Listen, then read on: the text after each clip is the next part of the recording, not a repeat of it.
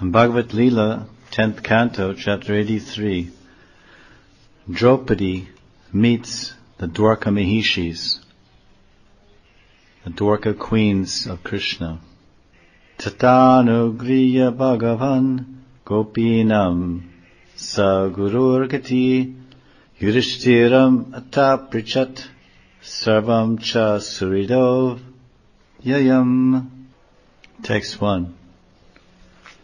Shukamuni said, thus Sri Krishna, the spiritual master of the gopis and the very purpose of their lives, Gopinam Sagurur Gati, showed the gopis his mercy. Then Krishna met with Yudhishthira and his other relatives and inquired about their welfare. Just as Krishna satisfied the gopis at Kurukshetra, he was also merciful to others. The words Gurur Gati, spiritual mastering goal, means that Krishna is the guru and goal for all devotees. But for the Braja Gopis, specifically, Krishna is the greatest guru, object, gati, of love. Krishna's relatives inquired about his welfare. O Bhagavan, what can be inauspicious for those with material bodies who drink through their ears the nectar of your lotus feet, which flows from the minds of great devotees, out through their mouths to destroy the ignorance which produced our bodies? Certainly we bow down to you, Bhagavan, who simply by the effulgent light emanating from your beautiful form sever the jiva's entanglement in the modes of goodness, passionate ignorance. How can we ever suffer any misfortune? For we, your relatives, are always submerged in the ecstasy of seeing you. The knowledge you possess is completely unaffected by time and other elements. Apaurashaya Gyan. Thus you know that our hearts are always inclined to surrender unto you. Utilizing your divine power of illusion, Yogamaya, you perform pastimes of destroying demons and protecting your devotees in order to uphold the Vedic standards which have become ruined by time. In other words, Sri Krishna, you give happiness to everyone. The Pandava's wife, Queen Draupadi, said, O Rukmini, Jambavati, Satyabhama, Kalindi, Lakshmana, Shabya, Bhadra, Rohini, O queens, please tell us in truth how Krishna married you. Please tell us how he married you without cheating. Rukmini replied, to make sure that I would be offered to Shishupal, the kings such as Jarasandha were standing with their bows ready to shoot. However, Krishna, whose foot dust is held on the heads of the invincible warriors, took me away at my Swayamvara, just as a lion takes away his share from a herd of goats or sheep. May Krishna's feet, which are abode of Lakshmi, be the goal of my worship. Queen Satyabhama said, in order to remove the ill fame created by my father, Satyajit, who, aggrieved by the killing of his brother Prasena by a lion, accused Krishna of this deed. Krishna then went to the forest and defeated the king of the bears and retrieved the Shamantaka jewel which was lost. Krishna then gave that valuable jewel to my father. Fearing his offense, my father presented me to Krishna, even though I had already been promised to Akrura and other suitors. Jambavati said, Not knowing that Krishna was his master and the Supreme Lord, my father, Vriksharaj, fought with Krishna for 27 days in the forest before giving my Lord, the Shamantaka gem.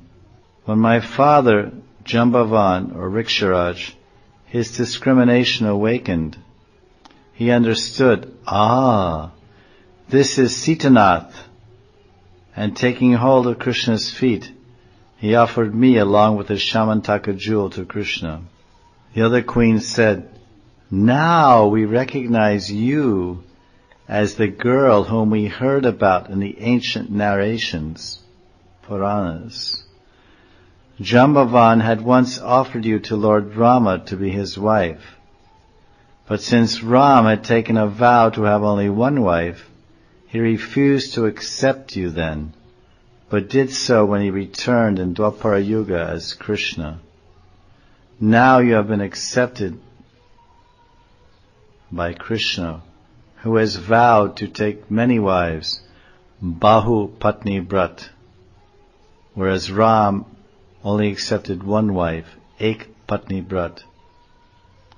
Hearing this, Jambavati became embarrassed and humbly replied, I am only Krishna's servant.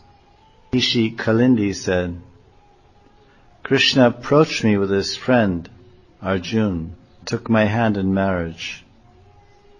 Now I am engaged as a sweeper in his palace.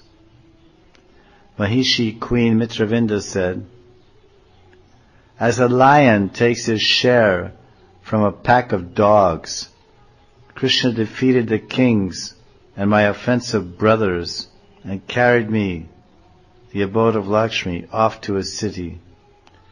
Life after life may I attain the service of washing Krishna's lotus feet.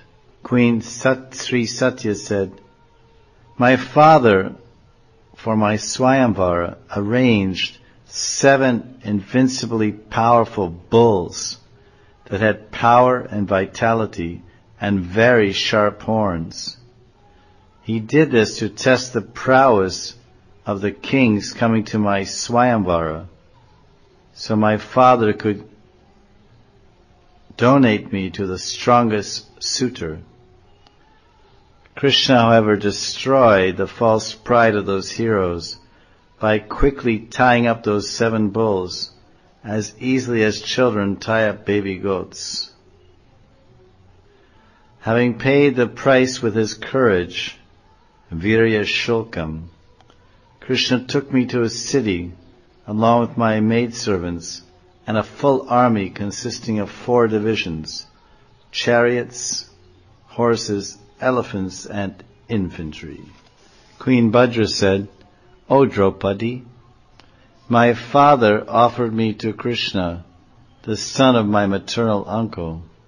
Bhadra was the daughter of Vasudev's sister, Rajadi Devi. Although I am rotating in the samsara birth after birth due to my karma, may I receive the touch of Krishna's lotus feet, by which I will attain my ultimate perfection.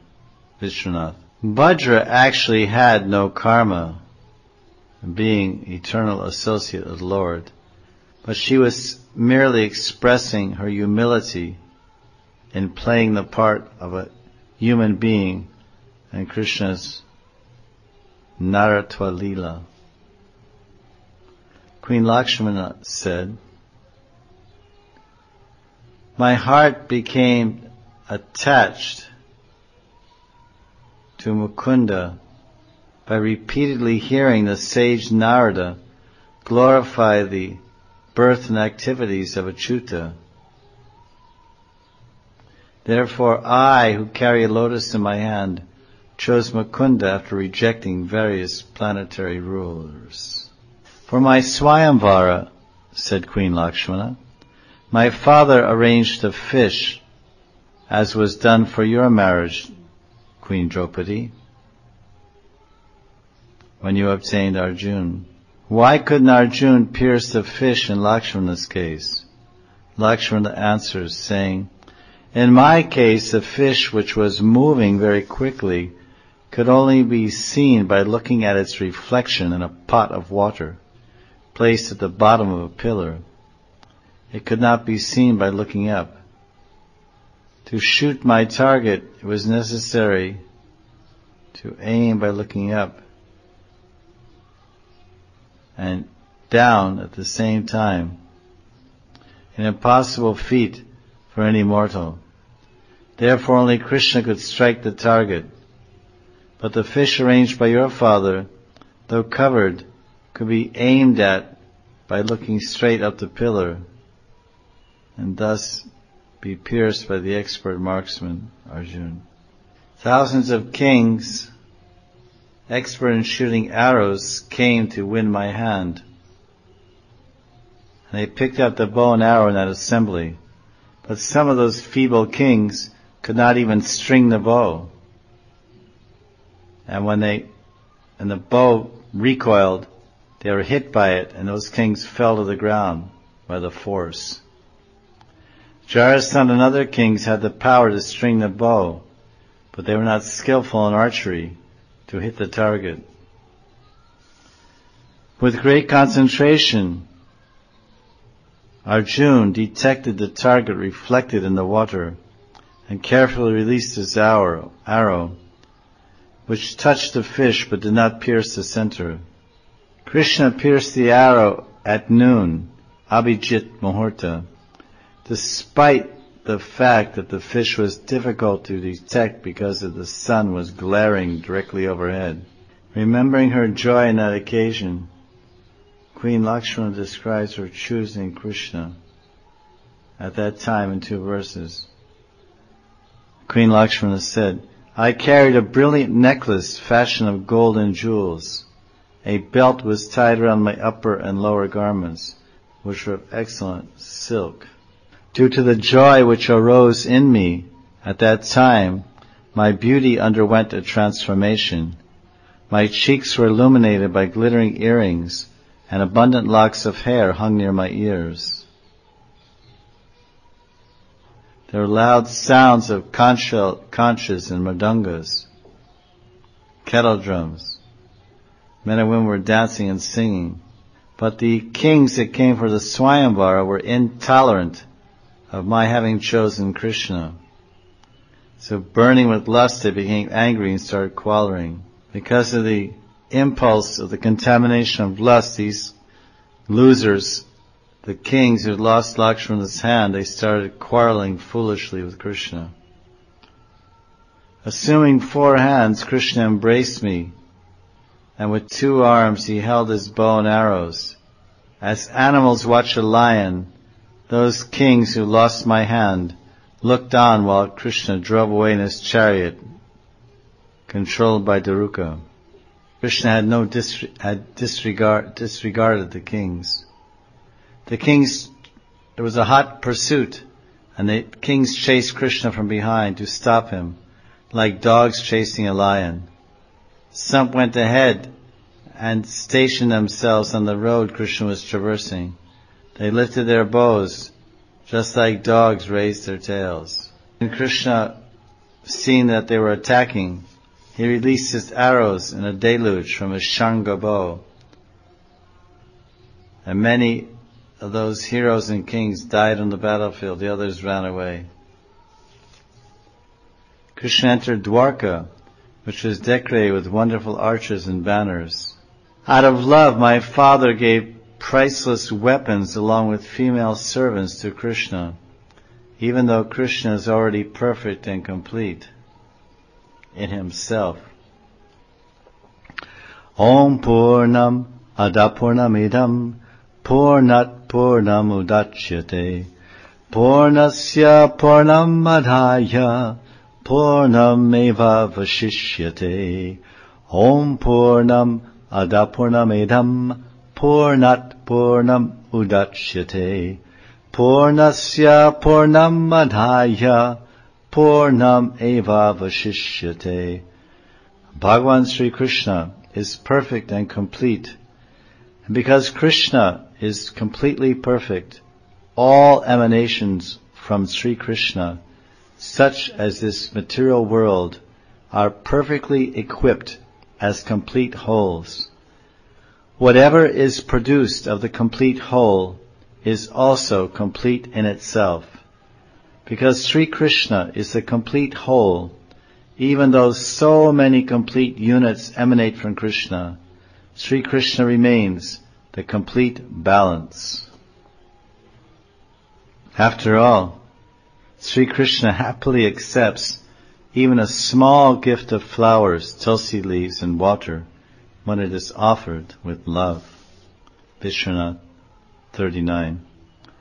Lakshmana felt embarrassed after describing profusely about herself in her state of absorption in Krishna. Now, to satisfy her elders, headed by Rukmini, Lakshmana spoke this verse praising her co-wives. Actually, Draupadi, we, the 8 queens of Dwarkadish, cannot control Krishna like other wives can control their husbands. Lakshmana says this out of great humility. In fact, the queens of Dwarka are direct expansions of Krishna's internal pleasure potency, Haladini Shakti, and do actually control him with the unconquerable power of their love, prema. Now, these were the 8 principal queens, 16,108. Now the representative of the other 16,100 kings, which were imprisoned by Bhaumasura, she spoke. Her name was Queen Rohini Devi, not to be confused with Vasudev's other wife, who was the mother of Dauji Balaram. Vishwanath. Text 40. Someone may say, if Krishna has accepted you as his wives, then certainly he fulfilled all your desires, as you have surrendered to his lotus feet. Now the queens reply in this verse. Rohini Devi said, knowing us to be the imprisoned daughters of the kings who were defeated by Bhaumasura when he conquered the earth, Krishna came to Bhaumasura's kingdom and freed us from the prison after killing that wicked Bhoma. Although Krishna is full in his desires, Aptakam, he kindly accepted us as his wives. We simply desire the dust of Krishna's feet. Vishwanath. Sri Krishna married the queens imprisoned by the demon Bhaumasura because these queens, or these princesses, were constantly remembering Krishna's lotus feet, which give liberation from material life. And for this reason, also, Krishna freed them from the prison of Bhaumasura.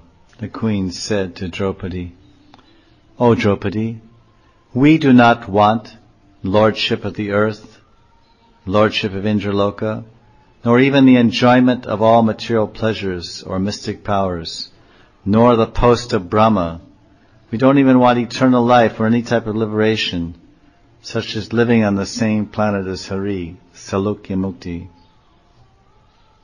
Then Draupadi asked, then what do you desire? Queens replied, we want the dust of Krishna's lotus feet, enriched with the fragrance of kumkum from the breast of the goddess of fortune. This text 42.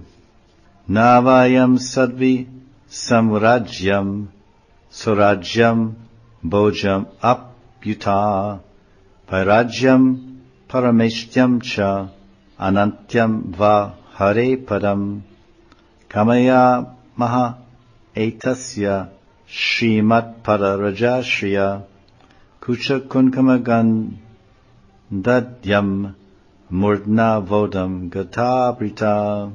Queen Rukmini Devi, speaking on behalf of the other 16,100 queens rescued from imprisonment by Krishna and later married in Dwarka, she's glorifying the Braja Gopis in verse 42 of this chapter 1083. She says, Shrimat Pararaja Shriya Kucha Kunkuma Gandhadyam. We queens of Dwarka simply desire to carry on our heads the glorious dust of Sri Krishna's feet, which is enriched by the fragrance of kunkum from his consort's bosom. Vishwanath Chakravarti's commentary on this verse from 42 says, Shrimat Pararaja Shriya Kucha Kunkum. The goddess of fortune, Shriya, or Shrimat, mentioned here is not Lakshmi, Narayan's consort. Because even Lakshmi Devi also desired to attain Krishna, as stated by the wives of Kaliya, Nagapatnis, in chapter 16, verse 36, when they said, Yadvanshaya Shrir Lalanancharat Tapo. To obtain the dust of Bhagavan Sri Krishna's lotus feet, Lakshmi Devi, Shri, the goddess of fortune, performed austerities for centuries, giving up all other desires and taking austere vows. Uddhava has said in Brahmar Gita, Nayam Shriyonga Unutanta Rate Prasada. The Braja Gopis received benedictions from Krishna that neither Lakshmi Devi nor the most beautiful dancers in the heavenly planets could attain. 1047-60. From these verses from Bhagavatam, we can clearly understand that Lakshmi Devi never received that benediction. So therefore, this verse is indicating not Lakshmi, but Srimati Radharani, or the damsels of Braj. Now they make it more specific. The next verse, speaking on behalf of the Dwarka Mahishis, the queens of Dwarka, Queen Rohini Devi, Krishna's wife, said, verse 43, Brajastriyo yad vanchanti pulindyas Trina virudha gavash charyato gopa padasparsham mahatmanaha. We queens of Dwarka desire the same contact with Sri Krishna's feet that the cowherd damsels of Braj and the cowherd boys and even the aboriginal women, the Pulindas, desire. We desire to touch the dust that Krishna leaves on the plants and grass as he tends his cows in the pastures of Braj. Vishwanath. This verse says that the women of Braj, Brajastriyo, also desire the dust of Krishna's lotus feet. Once the Braja Gopis confessed their anxiety to Uddhav in Brahmar Gita 10:47-45. O Uddhav, Kasmat Krishna ihayati prapta rajyo hatahita narendra kanya udvaha. O Uddhav, why should Krishna come back here to Braj after winning a kingdom in Mathura, killing his enemies like Kansa and marrying the daughters of kings? Vishwanath. The Braja Gopis said this to Uddhava with envy towards Rukmini and the other queens who are their competitors for Krishna's love. Thus the Gopis could not desire anything related to Rukmini. The Shri referred to in verse 42 is none other than Srimati Radhika, the supreme goddess of fortune. And this is proven in the Brihad Gautamiya Tantra. Devi Krishna Mayi Prokta Radhika Paradevata Sarva Lakshmi Mayi Sarva Kanti Samo Hini Para. The transcendental goddess Radhika Paradevata is a direct counterpart of Krishna Mayi, Devi Krishna Mayi. Radha contains within her all the goddesses of fortune.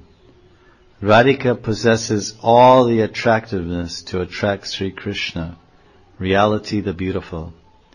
Srimati Radhika is the primeval internal potency of Sri Krishna. The queens of Dwarka continued, O Draupadi, the intimate girls of Radha, her Priyasakis, desire to touch the dust of Krishna's feet, which is enriched with the fragrance of the kumkum falling from Sri Radha's beautiful breasts. Even the Aborigine women of Vrindavan, Pulindas, also desire this reddish powder when they see it smeared on the grass and plants, Trina Virudha, as stated by the phrase Trina Rushitena in Venogita 21:17 of 10th canto. Let's go on. While Krishna tends the cows, his intimate cowherd boyfriends, Priyanarmasakas, also desire the dust of his feet. Some of his dear friends, like Subal, having thoughts of attaining sentiments like the gopis, not only desire it, but they also want to be directly touched by Krishna's feet, as described here in verse 43 of chapter 83. Padasparsham. Therefore we queens of Dwarka also hanker to be touched by Krishna's feet. The 8 principal queens, headed by Rukmini, felt so fortunate and satisfied in their relationship with Krishna in Dwarkadam that they had no desire to attain the dust of his feet. However, the 16,100 lesser queens, after meeting Uddhava in a secluded place in Dwarka and hearing about the Prem Rasa Braj, became very attracted to touching the dust that falls from Krishna's feet onto the grass and plants of Vrindavan. These lesser or secondary queens became especially eager after hearing about the super excellent quality of Sri Radhika's beauty, character, loving devotion, good fortune and sweetness by which Radhika brings Krishna under her full control. Thus, some commentators give this as the reason why, after Moshala Lila, Krishna's disappearance pastime, these 16,000 queens were stolen from Arjuna when he was taking them to Hastinapur.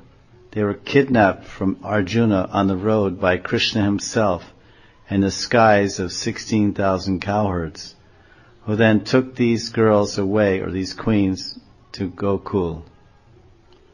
Srila Vishwanath Chakravarti Thakur ki jai. Shri Dasama Skanda Sarta Darshani Tika ki jai. Grantaraj Srimad Bhagavatam ki jai. Jai Jai Shri Radhe. Jai Jai Shri Radhe. Jai Jai Shri Radhe.